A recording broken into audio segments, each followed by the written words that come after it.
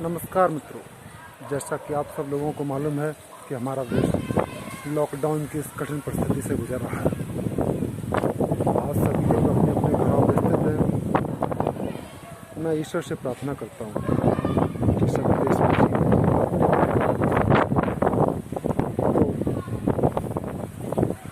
तो आज के कुछ समय पहले मैंने एक वीडियो सोशल मीडिया के माध्यम से आप लोगों के समक्ष प्रस्तुत किया था। इस वीडियो के माध्यम से मुझे आप लोगों का ढेर सारा प्यार और आशीर्वाद मिला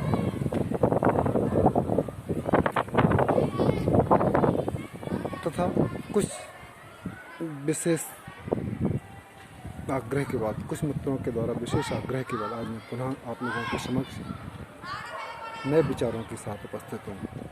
मित्रों, मैं कोई धार्मिक वक्ता या उपदेशक नहीं हूँ, बस खाली समय का सदुपयोग करते हुए आप लोगों के समक्ष अपने विचारों को रख रहा हूँ।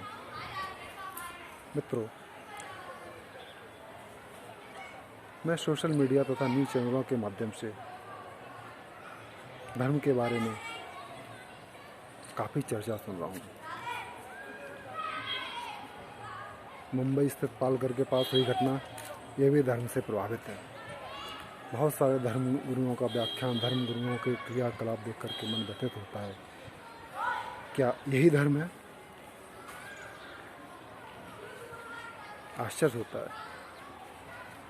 इस तरीके के क्रियाकलाप देख करके लोगों का धर्म से विश्वास उठता जा रहा है। जिन लोगों को धर्म की परिभाषा नहीं मालूम, वो धर्म की व्याख्या कर रहे हैं। मित्रों, इन सब वीडियो को देख करके, न्यूज़ को देख करके आज मेरा मन व्यथित हुआ। मैंने सोचा एक धर्म से संबंधित वीडियो बनाया जाए और धर्म के प्रति होने वाली हीन भावना, निराश को खत्म करने का प्रयास किया जाए। मित्रों, आखिर धर्म क्या है? मैं धर्म के बारे में वैज्ञानिक तर्कों के साथ अपने विचारों को प्रस्तुत कर रहा हूँ। आखिर धर्म क्या है? क्या मंदिर जाना, मस्जिद जाना, पूजा करना? क्या धर्म? क्या दया, प्रेम, अहिंसा, करुणा, तप, कर्मकांड, क्या है धर्म? मैं एक कहानी कहता हूँ। एक गांव में 4 अंधे थे। चारों एक बार हाथी को देखने जाते हैं।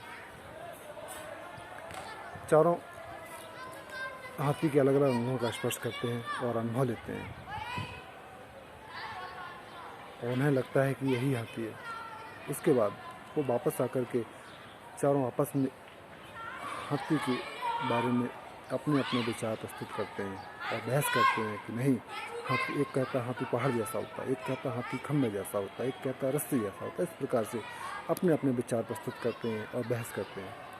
यह सारा दृश्य एक सज्जन देख रहे थे। यह दृश्य देख करके वो सज्जन बोलते हैं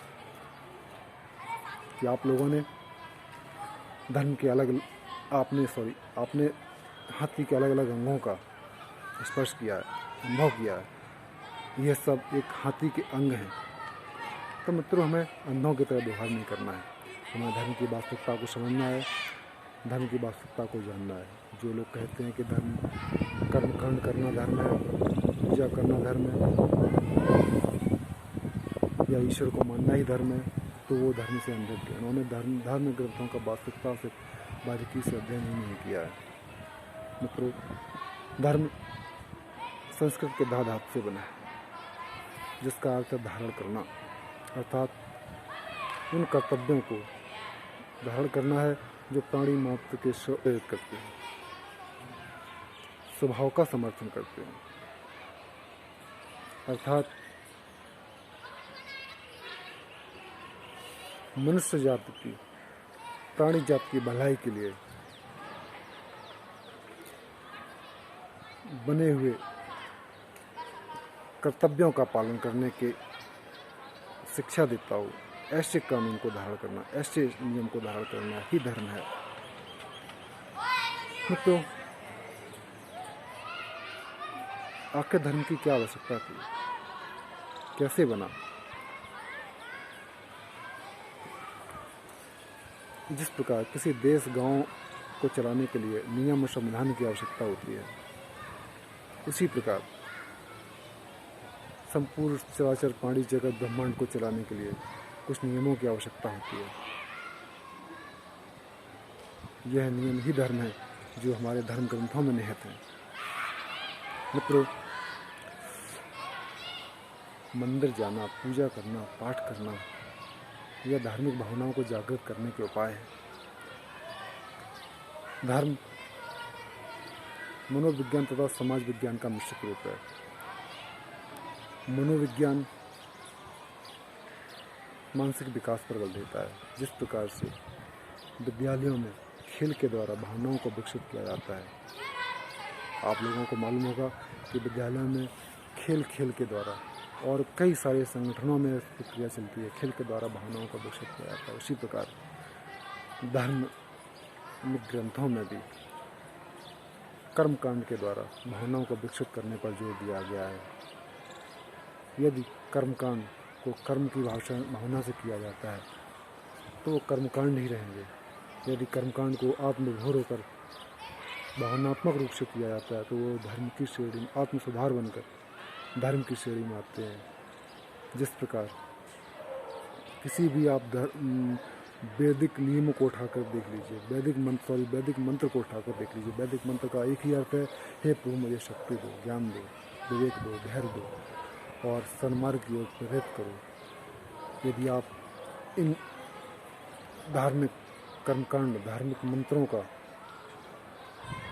भली भांति अर्थ समझ करके उनका प्रयोग करेंगे तो आपके अंदर आत्मविभोर होकर, भाव विभोर होकर के कर्मकांड करेंगे तो आपके अंदर दया, प्रेम, करुणा, क्षमा, इस तरीके की देवी गुण उत्पन्न होंगे। इन गुणों के द्वारा आपके अंदर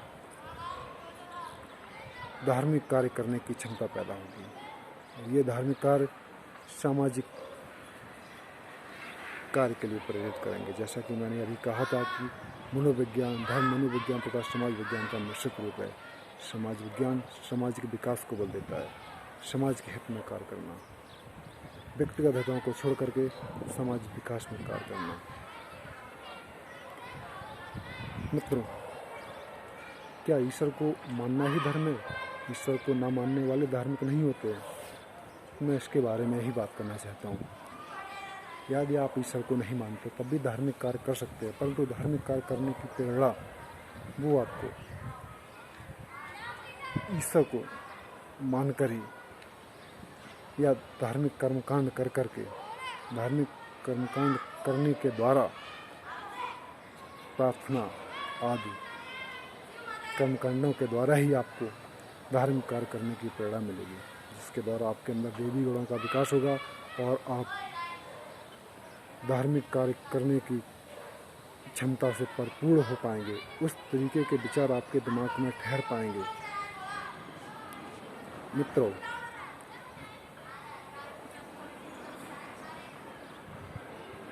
सिंह का स्वभाव होता है शिकार करना। सिंह यदि शिकार करता है तो उसका वो धर्म है, क्योंकि उसके बगैर वो जीवन यापन नहीं कर सकता। इसी प्रकार यदि मनुष्य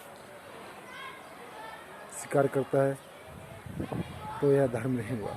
मैं धर्म की व्याख्या करूँगा कि वास्तविकता में धर्म क्या है। लोग धर्म से अनभिज्ञ हैं, धर्म के बारे में गलत कल्पनाएं कर रहे हैं, गलत धारणाएं पैदा हो रही हैं। यदि मनुष्य शिकार करता है तो वो धर्म नहीं है, क्योंकि यह उसके कर्तव्यों के विपरीत है। वो दूसरे के अधिकारों के हनन कर रहा है। यदि कोई पुत्र विषम परिस्थितियों में स्वयं की रक्षा करता है तो वह व्यक्तिगत धर्म है।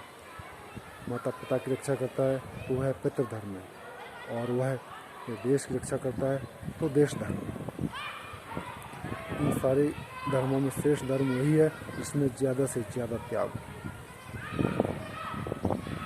इसी प्रकार यदि राजा अपने स्वयं की रक्षा करता है तो व्यक्तिगत धर्म है, इसे भी हम धर्म कह सकते हैं। यदि वह देश की रक्षा करता है, प्रजा की रक्षा करता है तो वह राजधर्म हुआ। इसी प्रकार जिस कार्य में ज़्यादा से ज़्यादा सामाजिक